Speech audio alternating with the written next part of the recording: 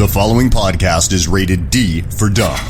You're listening to Dumbing It Down with Dave, the fastest podcast on earth. Listen to Dave commute to and from work on the New York State Thruway in his 2008 Kia Rio LX. He talks about pragmatism, truth, happiness, and the search for it all. Join Dave as he asks and tells you how life ought to be. And now, here's Dave. Alrighty, everybody. Dave Kanyan here. I'm in the car. It's a dumbcast. It's dumbcast time. You ready to dumb it down? All right, let's dumb it down.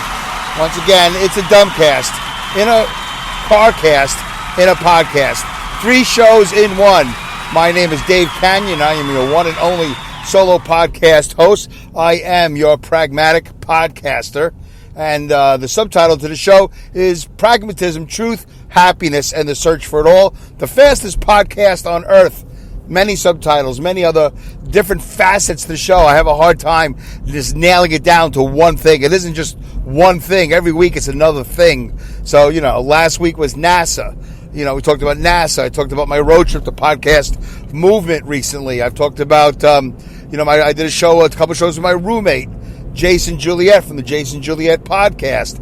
I have now met more people in my network of podcasters that I know. It was a great PM podcast movement in Orlando, Florida. Maybe I'll talk about that in the next 20 some odd minutes. I am in the Kia Rio. That was Alex Exum at the top of the show, introducing me with the same intro we've had for a long time, except for when we weren't. No.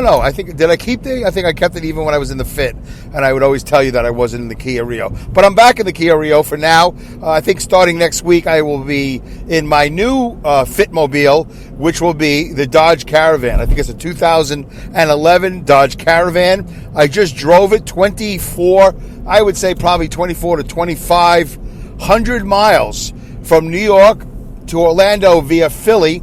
And it was a great trip. It was a really fantastic, smooth ride, fuel efficient enough. It was comfortable. I had a co-pilot. He drove some of the way down. I drove the entire way back. And it was all good. I once again found a way to get lost. Maybe a little physically lost, but mentally somewhere between Philadelphia and Virginia, through the whole Baltimore, Philadelphia, Baltimore, D.C., Virginia, that whole I-95 corridor. I can't explain it to you. It is my last, not bastion, it's my last thing in my life. Probably not. That's okay. Let's back up. Let's make believe I know how to edit. Rewind. Let's do it again. That corridor, even though it's I-95, I can't explain it to you, but for some reason I enter the dumb zone, right? The dumb zone. I mean, really dumb zone. Capital D maybe. I don't know. How do I emphasize really dumb? Somewhere between Philadelphia and Virginia, going through Baltimore, maybe Maryland. I don't even know. Yeah, Baltimore, Maryland, right. Delaware, I think I hit a little bit. There's just something about that corridor that confuses me on the way down and on the way back. I have gotten lost there several times. I take a wrong road. I don't know what it is. I mean, obviously, it's unfamiliarity. Obviously, that's one thing. I've looked at it on the map, but for some reason, I have an issue with that corridor, that I-95 corridor between Philadelphia and Virginia. I end up in Virginia all the time. I start off in Philly all the time.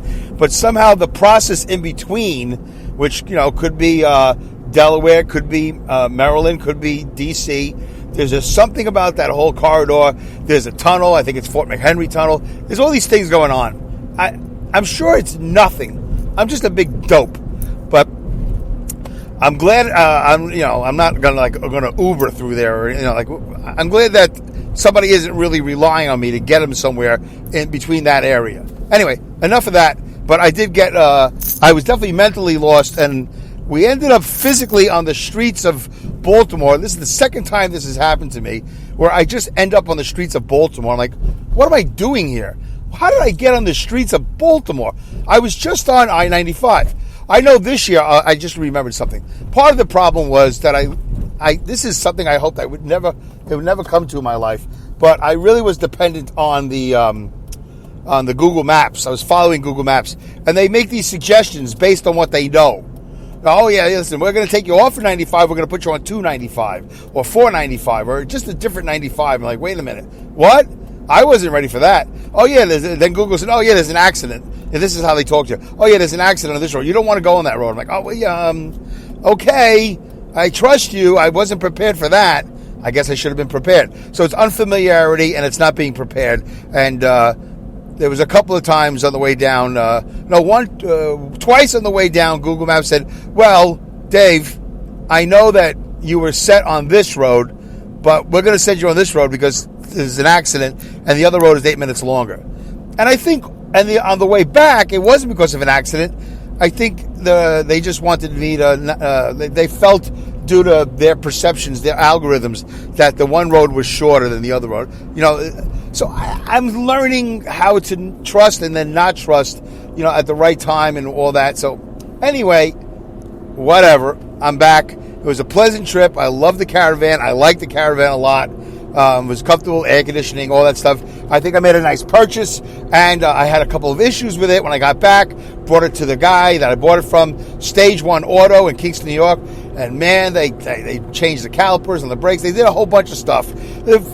Stuff that I could have seen them contesting. Say, listen, man, truth be told, you bought the van. This is the way it is. But they were like, no problem. Bring it in. I guess I'm on that 30-day thing. I don't know. Anyway, they put a lot of money into the car above and beyond what I thought they would. So it's all good. I got a great Caravan, and that will be the new Fitmobile. All right, enough of that. Wow, 6 minutes of that. So yeah, I'm looking forward to more road trips. So I went to Podcast Moving. By the way, did I tell you it's August 25th? August 25th, it's 8:41 in the morning. I'm on the New York State Thruway. I'm headed southbound. That's why it's the fastest podcast on earth. I do two shows a week. I basically do 2 half-hour Dumbing It Down with Dave's, 2 DIDWDs, a Dumbcast and a Carcast and a podcast. I do 2, one on the way in, my first day of work, and one on my way back. And usually the one on the way back, I'm a lot more tired, a lot more despondent, depressed and angry and all that. But so far, this week was a decent week. I had a couple of issues at work. I had a fuel hose blow up on me. Never had that happen before. I was fueling yesterday morning, my 3rd out of 4th days. I was a little tired. It was a long day. And then I was fueling, and all of a sudden, I was done. The fuel tank was filled up, and the button, the trigger, released. In other words, no more fuel. And then all of a sudden, I guess the back pressure, or whatever it was, a hole was in the hose, and then it started to spray fuel, diesel fuel, like when you put a water hose out in your yard and you poke 20 holes in it, to use it as a sprinkler. Yeah, there you go. It was like a sprinkler, and all of a sudden, fuel was coming out. I don't know if I got hit by any of it in my back and my back of my legs, but it did spray. I turned around and I go, oh, what's that sound? Oh, there it is. It's the hose blew. So okay, let's be calm. Don't panic. What do I do? And I shut off the gas boy, whatever you call it. I call it a gas boy. And then I walked around the truck and I shut off the main gas boy. And then I called my boss and came out and we cleaned it up. There's only maybe a gallon, half a gallon, not that much spilled, because I got to it really quickly. But that was really something that I never experienced before, was a fuel spill. A fuel hose blowing up on me. That was, I've been shocked in that fuel island years ago. I don't know if you remember, I did a show called I Was Shocked. I don't know what number it was, but I actually got shocked first time in my career. I actually touched something and I got shocked, and I was really upset by that, because I'm a firm believer that Americans, or people in general, but definitely in the United States of America, American workers should go to work expecting not to get shocked. That's not something that should happen ever. It should never happen. Everything should work. Everything should be properly done. You should not be shocked. And I got shocked at the fuel island. Also, by the way, so that's diesel fuel. But, if it wasn't a diesel fuel area, I think that would be even more dangerous that I got shocked. Anyway, they took care of it right away because I complained about it. I always seem to complain about certain things, and certain things get, I'm always like the first person that says something. Anyway, and what else happened? Oh, yeah, some part fell off in the back. There's a valve. They call it the Sloan valve. I might post pictures of it because you don't know what company I work for. I haven't mentioned it. Only some of you know because some of you work with me. But I might post pictures of the valve that just came off. There was an air leak. I walked to the back of the trailer. I went to turn a valve, and then the whole valve just fell off the back of the trailer. And if it wasn't attached to the airline, it would have been on the floor. And I'm like, wow, that's different. That's some crazy corrosion right there.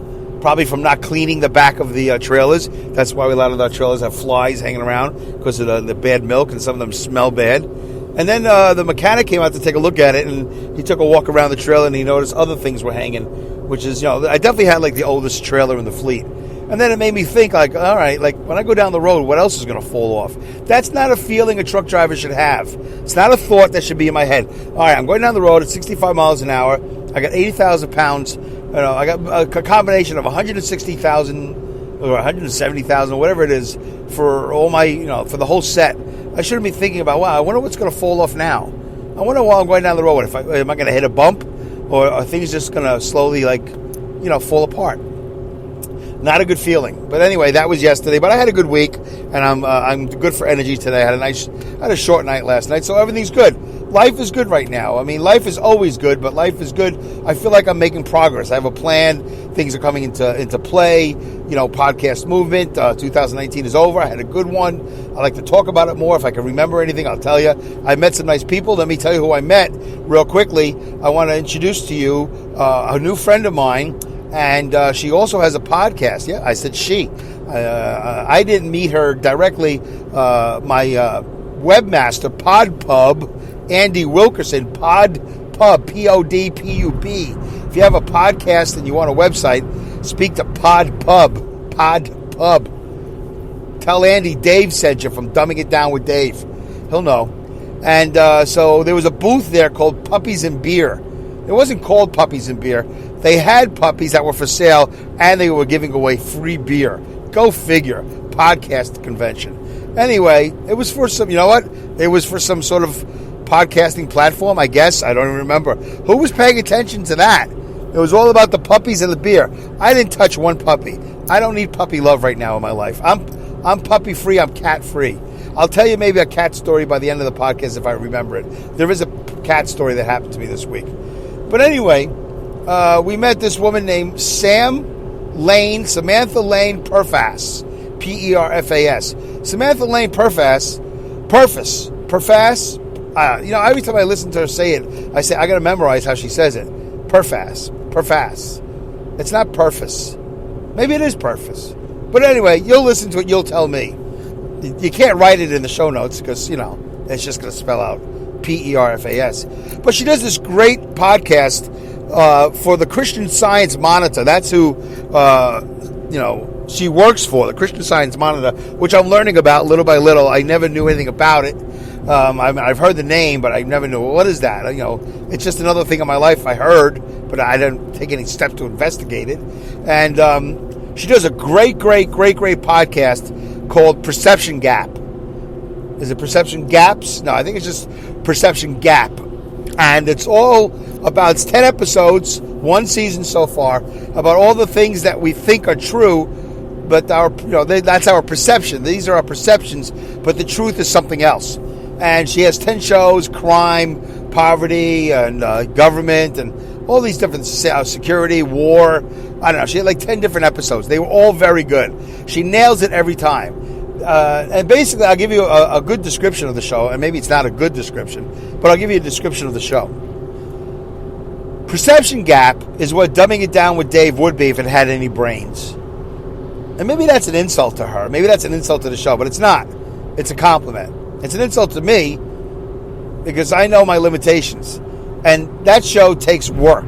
That show takes a journalist. That show takes an engineer, a director, and all that stuff. That show needs a sponsor like the Christian Science Monitor so she can do that 24/7. I don't have that time, and even if I had that time, I don't know if I could do that. I would have to find a subject, and I've never put together an edited half-hour program. Not all her shows are half-hour; they're all different times, but she nails it every time. And there's a newsletter that accompanies it, and you You could subscribe to the newsletter. So go to CS Monitor, Christian Science Monitor, and the show's called Perception Gap. Anyway, so I met her, and she's a friend of mine now, and she's in my podcast mastermind breakfast group, the one that I'm involved with. So it'll be interesting to see season 2 come along. I just listened to the whole 10 episodes the last 2 or 3 days, and they were fantastic. Actually, I heard the first 2 or 3, and then I listened to them again because I wanted to hear them in the car, not in the hotel room when I first listened to them, because I was busy.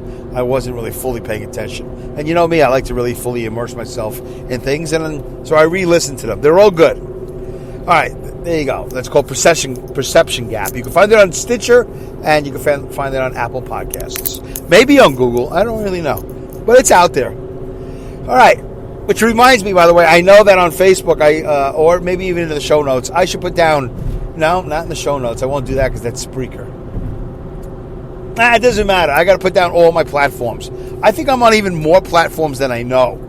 Because I Googled Dumbing It Down with Dave the other day, and apparently I might be on Luminary. And Luminary is like a controversial podcast platform right now. So anyway, I will post that for those of you who are listening and want to know about your options. I think I will post that in the Facebook group. I might post it here in the show notes. I might. I don't know. But that's Pauline in the Philippines. She's working on the show notes. She's working on all that. She's doing a fantastic job, and I'll have to talk to her. The website is up, by the way. My website is officially up from PodPub. I should have mentioned that. I love to bury the lead. You know that. So PodPub is my publisher, my webmaster, whatever you want to call it. And you can go to Dave Kanyan, Kanyan, DaveKanyan.com. I think you can go to Dumb with Dave. I think you can go to Dumbing It Down with Dave. There's probably a few more. But you can go online and check out my new website. And please check it out. And if you have any... is there a contact? I think there's actually a contact page. So feel free to contact me either here in Spreaker on this page here, this show page here, or send me a note from the contact page. I want to make sure it works. And, something nice note. Hey, Dave, this is so-and-so writing to you from the contact page. I hope this works. I want you to know that I really enjoy your show. And I love your website. I think it looks great. Here's a suggestion. You can give me a suggestion or a comment if you want. In any aspect, whether it's Dave's Fit Life, which is my YouTube channel, or Dumbing It Down with Dave, which is the podcast, or, Spreaker, the app, or anything. You can always make a suggestion about the website. It'd be great to have a comment. I love when you engage. I'm not getting as much engagement as I'd like. I think I always give you some things to chew on, but maybe I'm just giving you too much to chew on. Or maybe I've answered all your questions and there's no reason to engage. I have no idea. All right, so I enjoyed the ride down Orlando. We had a lot of storms on the way back. We had a lot of rain. That was interesting. Slowed us down a bit. And it's always interesting to me. I had this problem before I left for vacation. Let me tell you something, folks. When it starts to rain really hard, really, really hard, like almost blinding, I've been whited out in a snowstorm. We almost got rained out, like really like watered out or whatever you want to call it. Wetted out or something like that. Drenched out. You want to put on your hazards? Put on your hazards. Because you want to make sure the people behind you can see. I get that.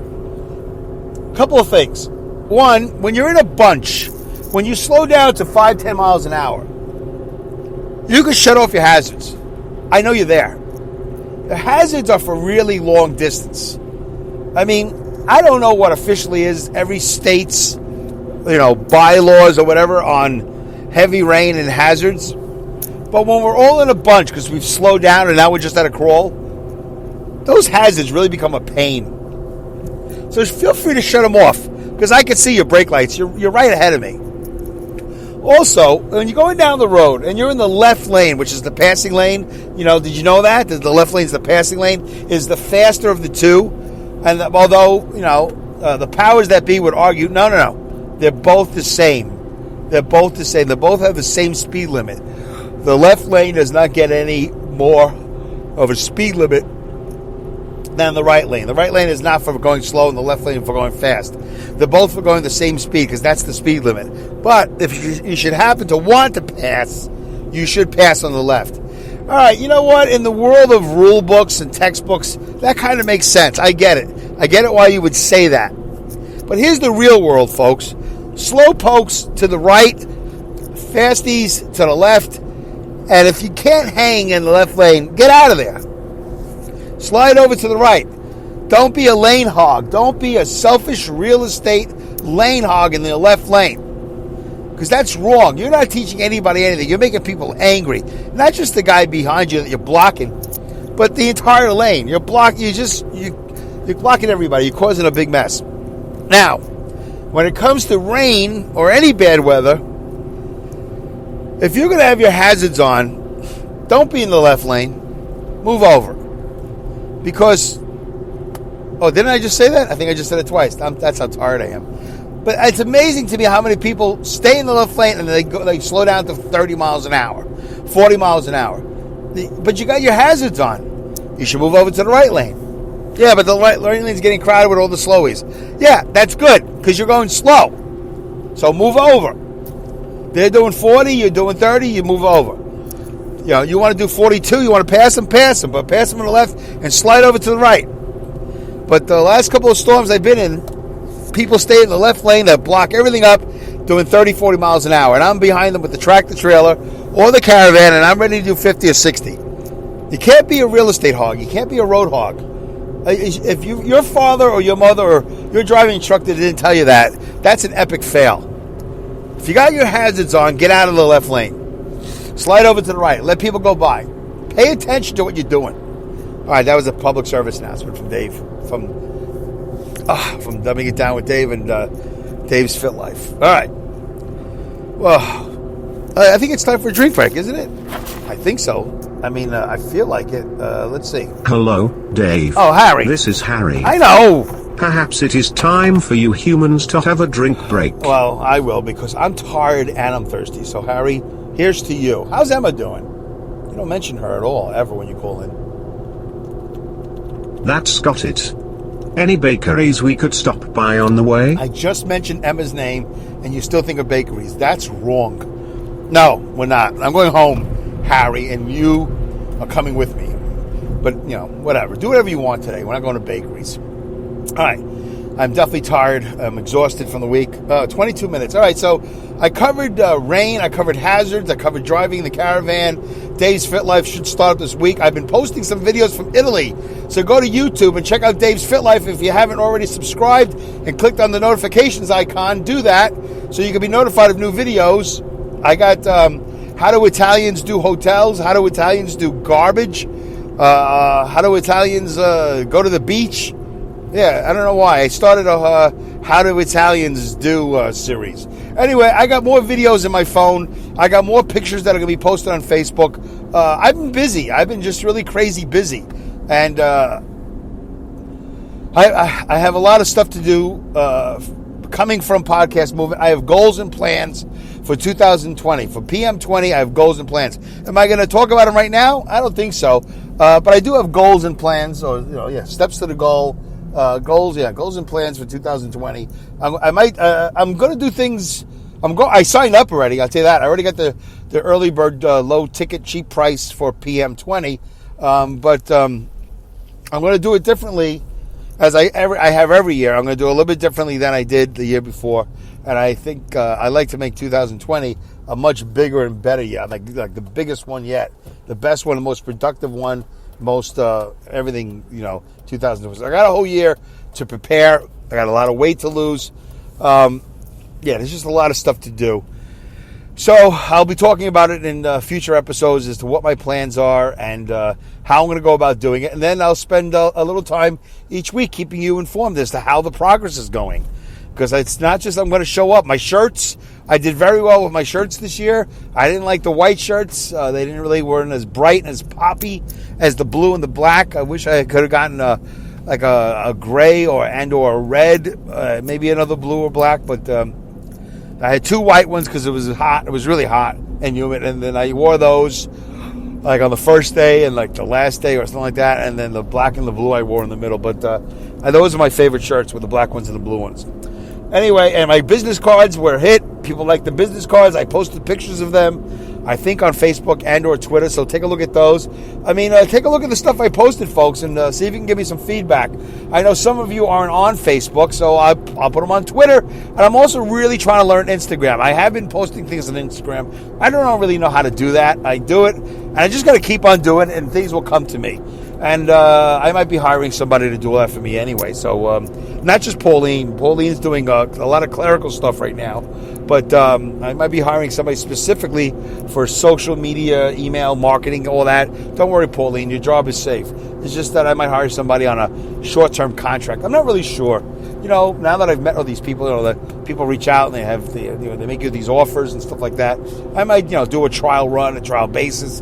I don't really know how it's going to look like. Or what it's going to look like. Oh, boy. All right. How many minutes? 4.5 minutes. What else do I want to tell you about? That's it. Oh, yeah, I got a great hotel room again, third year in a row. I got to tell you something, folks. I'm either lucky or I have a knack.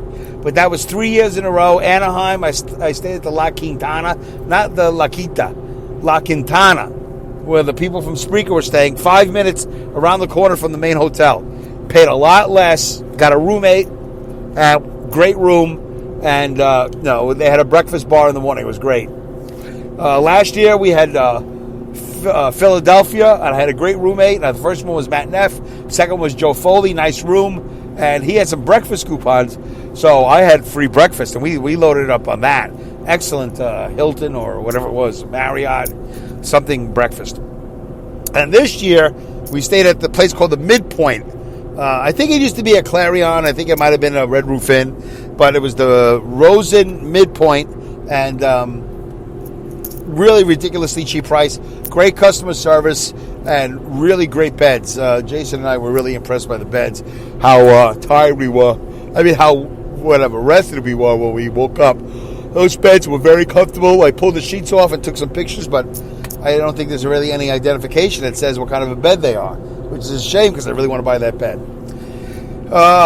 What else is there? So, yes, I did very good in the room. If you want me to find a room for you, I'll charge you like, $20 an hour? Give me some time, probably 2 to 3 hours, 4 hours on the internet, and I'll find you a great room somewhere for a lot less of a price than you're going to pay for the main hotel. So that's a strength I should look into, my ability to get cheap hotel rooms.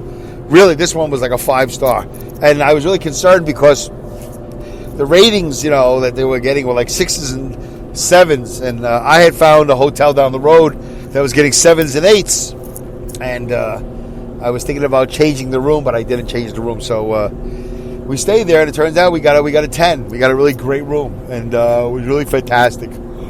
Okay. Oh boy, yawning. All right, well, how much time I got left? Do I have time to do anything? All right, 27:48. I'm gonna hit a button. Hopefully, it'll work. Let's go back a couple of episodes. We'll do a quick couple of reviews, and then we'll move on. The cats. No, maybe I won't. Cat story. All right, so years and years ago, my wife and I, when we moved here, we went to a place called Sour Farm. All right, that's it. I won't go back and tell the older shows. I'm behind like 6-7 reviews. This is like episode 147. So years ago, I went to a place called Sour Farm, Sauer, Sour Farm. When my wife and I first moved there, we got a little cat. We got a little black cat. It was in a sea of multicolored cats, but this was the black cat. So I got the black cat, took it home, and that was that cat for 8, 9, 10 years, whatever it was. And then that cat died. It was really sad. That cat died, got old and died. We took care of it, gave her a great life. Or him, I can't remember now. And then we got a second cat. This cat came out of the woods. Same exact black cat. I mean, just spitting image. Black cats, I hate to say it, but, black cats look alike. Anyway, didn't have like a white mark on its tail or its nose or anything like that. It was just a black cat. So, those are rumble strips. So anyway, that cat eventually died. And then I'm on my way back from Orlando last week. Stopped a random stop at a mobile station off of I-95. And I get out of the driver's side, I put in the fuel nozzle, and I set the fuel nozzle, then I go get the windshield wiper stuff, and I walk around the front of the car, right? I got my head down, I'm looking down, making sure I don't step in fuel puddles or whatever, I'm looking down, and then all of a sudden I look up, and there it is in the grass, because we were in the outside fuel pump, and we were closest to the outside of the fuel island, And there was a black cat just standing there, all friendly, looking for me to pet it or feed it, looking up at me. And I was like, oh boy, I can't take another cat. All right, folks, until episode 148, I hope you enjoyed 147. Goodbye, good day, good night, good luck, good riddance, Godspeed, and great skills. That sounds like 7. Goodbye, good day, good night, good luck, good riddance, Godspeed, good rats, and great skills. There you go. Bye.